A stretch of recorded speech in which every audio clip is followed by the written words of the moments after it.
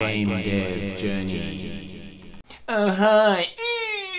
It's Friday and time for some devlogs. But first, a joke. Do you know why Super Mario is so good at clearing levels? It's because he wears platform shoes. Like if you laughed and subscribe for more jokes like this. And now, on to the devlogs!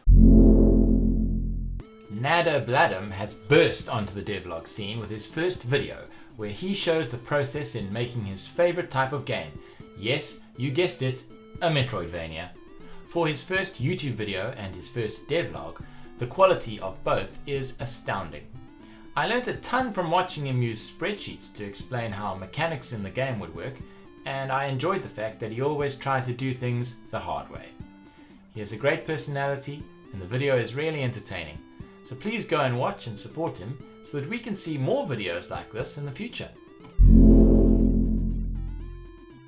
Next up is KepperSnapper, who is an aspiring game designer who's passionate about creating aesthetic experiences in video games.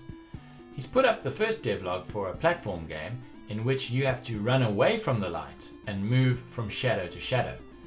The game is story driven and it's about two friends with opposite personalities, one dark and one light. They have to help each other as the game progresses. The art style is amazing, and the level of detail that went into the design and the planning of the game is a sight to behold. Just hearing the designer talk passionately about the project is worth a visit to the channel. So please, head over there and check it out.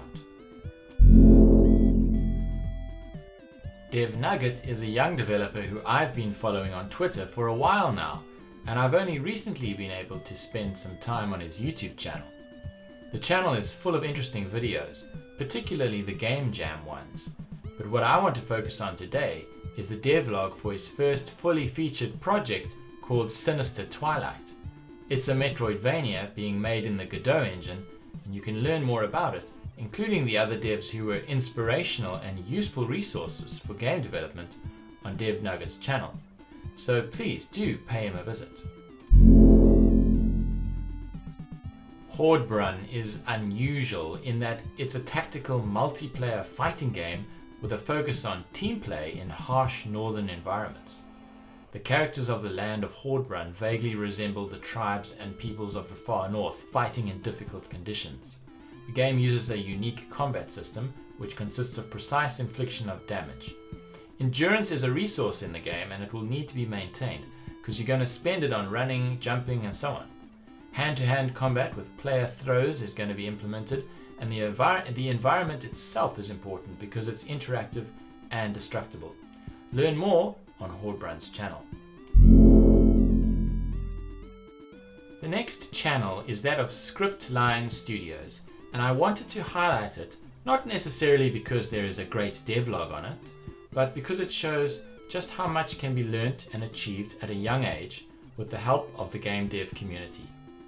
The channel is run by a teenager who shares his experience of learning how to program and develop games and the resources he used along the way. These are the tools which I wish were available when I was younger, and I'm so impressed that ScriptLine continues to help others learn by sharing knowledge and experience on his own channel. I encourage you to please go and support him and others like him. As a bonus this week, I thought you might like to see what a day in the life of an indie developer looks like. ThinMatrix is a popular game dev YouTuber now, but it wasn't always that way. His latest video shares what his average day looks like so that you can get a taste of what life is like when game dev is your livelihood. I know that this is what a lot of us dream about and what we're striving for. So if you're interested, then head over there and check it out. That's all for this week. Thanks for joining me, and I hope to see you all again next time.